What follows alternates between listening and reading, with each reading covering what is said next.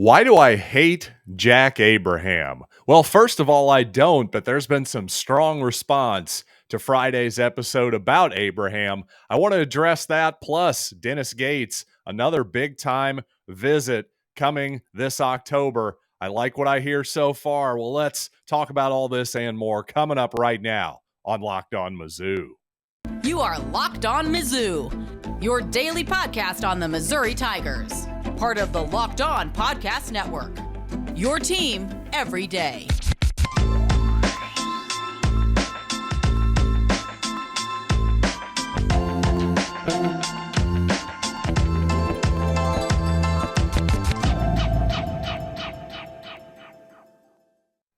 Hey, all you true sons and daughters, I'm John Miller, your Mizzou mafioso and the central scrutinizer of Missouri Tigers football and basketball 5 days a week. Thanks so much for joining me once again. And I'd also like to thank LinkedIn Jobs for being the official college football recruiting sponsor across the Locked On College Network. LinkedIn Jobs helps you find the candidates you want to talk to faster. Post your job for free at linkedin.com/lockedoncollege. Terms and conditions apply. Well, if you happen to listen to Friday's episode, especially the first segment all about Jack Abraham, particularly one game he played for Southern Miss against North Texas, well, I was very critical of Abraham's performance in that game. And you all know I've been biased towards Brady Cook this whole offseason. I've been hoping that he would be the starter, quite frankly, for a whole bunch of reasons. But the reality is, I think this particular commenter, I actually, considering how personal this person got with my performance as a podcaster, well, honestly, it felt like they took it a little personally. Like perhaps this person is a family member of Jack Abraham, a close friend, something like that. And you know what? If I were that person and I happen to listen to that podcast, I'd probably be wanting to take some shots at me as well. But here's the thing all of you need to realize. First of all, I'm a massive, massive Missouri fan. That's the number one thing. And I'm much more interested in Missouri being good than I am about being right. So if Jack Abraham happens to start or take the football at any point this season, I'm going to be rooting for him. Jack Abraham, by all means, go out there and prove me wrong this fall.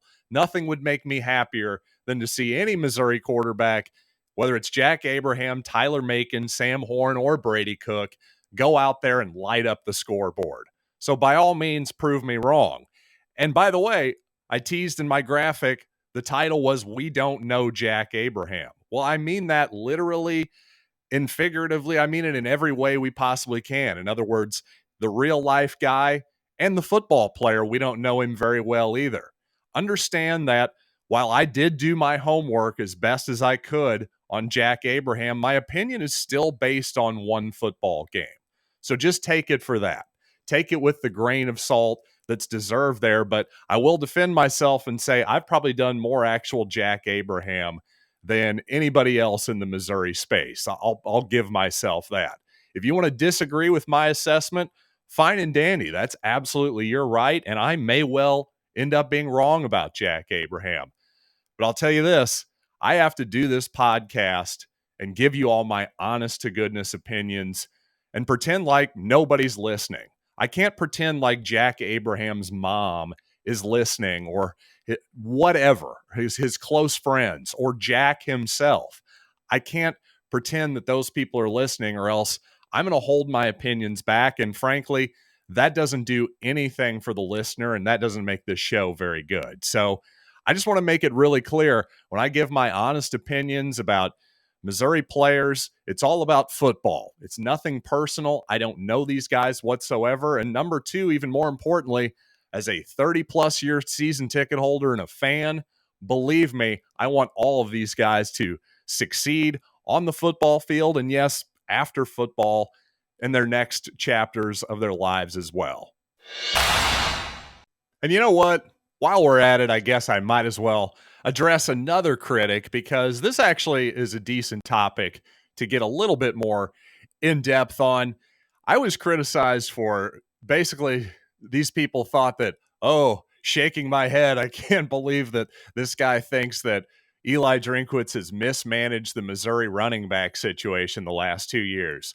Tyler Beatty and Larry Roundtree exist. Oh, you got me there, guys. My goodness. Yeah, as you can tell, I have a lot less sympathy for these particular criticisms because apparently these people were not listening whatsoever. Because if you really do listen to this podcast and my appearances on other places as well, notably the Auburn podcast, The War Rapport, I was on recently. Well, I actually favorably compared Eli Drinkwitz when it comes to his ability to build a running game to San Francisco 49ers head coach Kyle Shanahan. And if you follow the NFL, you know that's a really, really good comparison.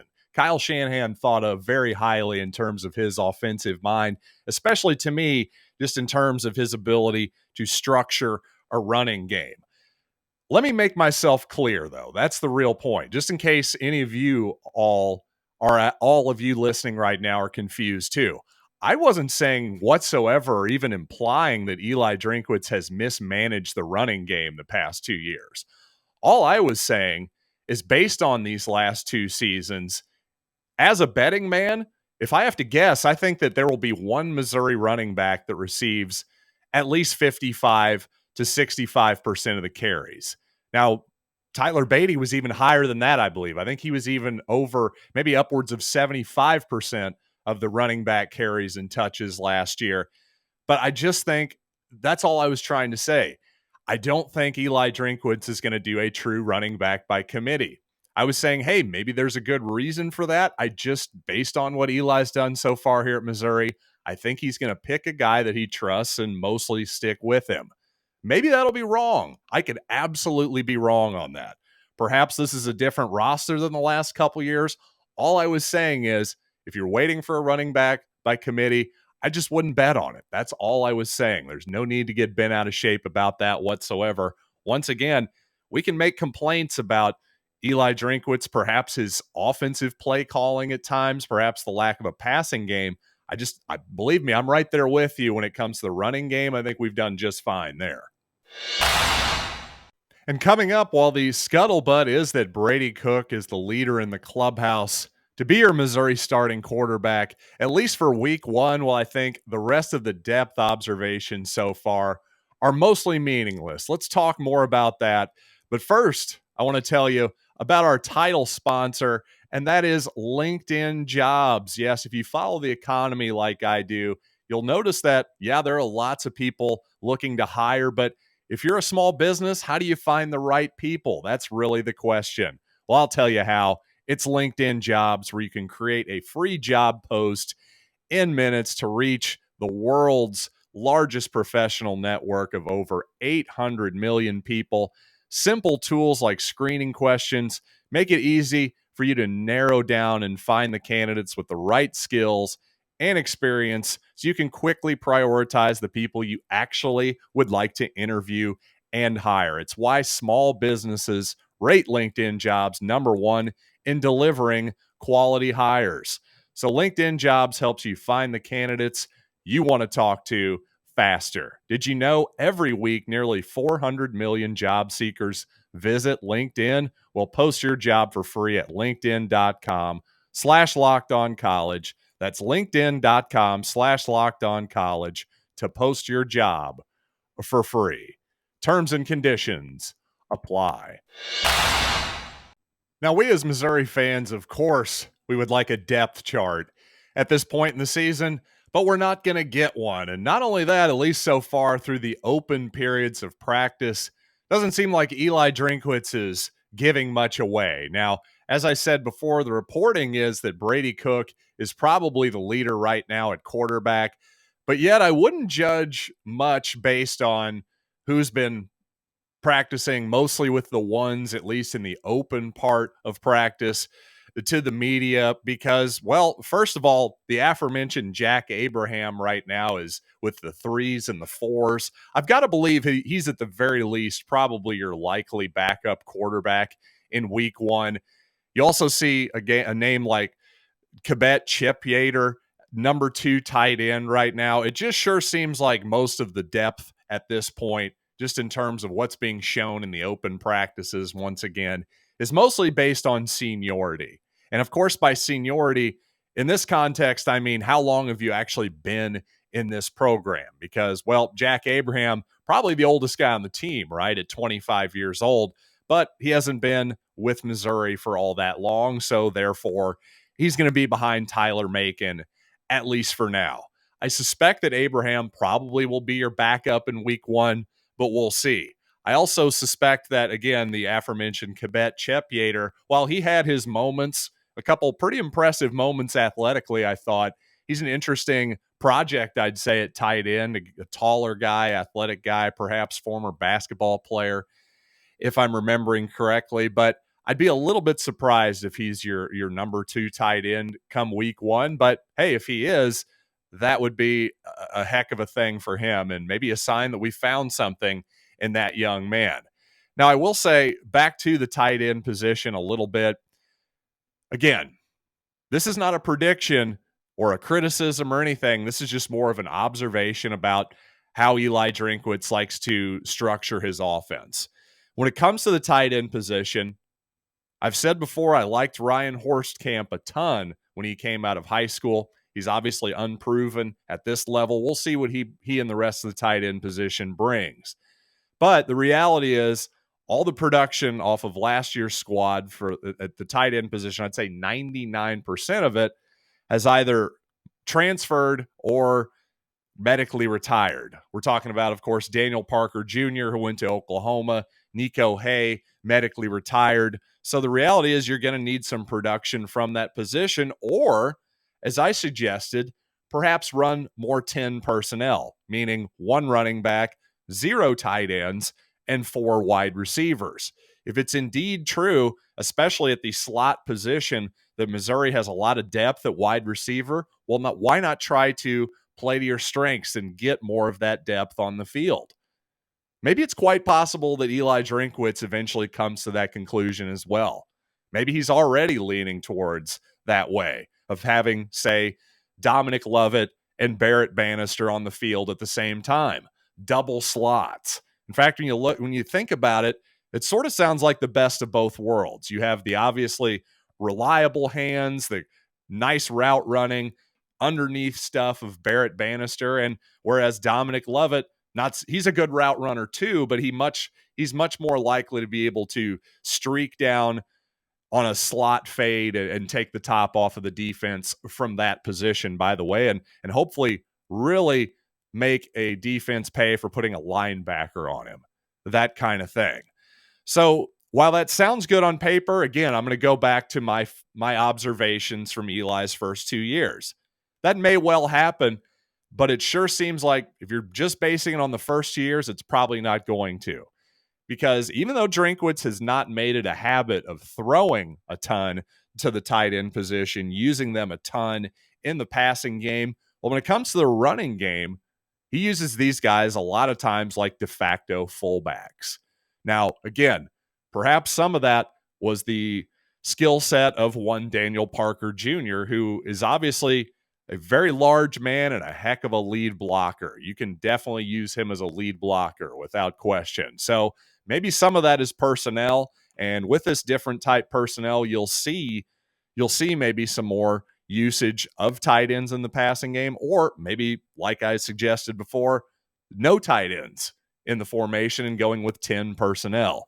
I could see either one of those happening, but if I were a betting man, I'd say you'll see Ryan Horstkamp doing a lot of run blocking this year, often as a de facto H-back or fullback. That's just my observations and my suspicions based on having watched the Kyle Shanahan adjacent Eli Drinkwitz for the last couple years. In the last week or so, I've talked about quite a bit about how Dennis Gates is casting a wide net in terms of recruiting, putting out offers to all types of highly ranked players.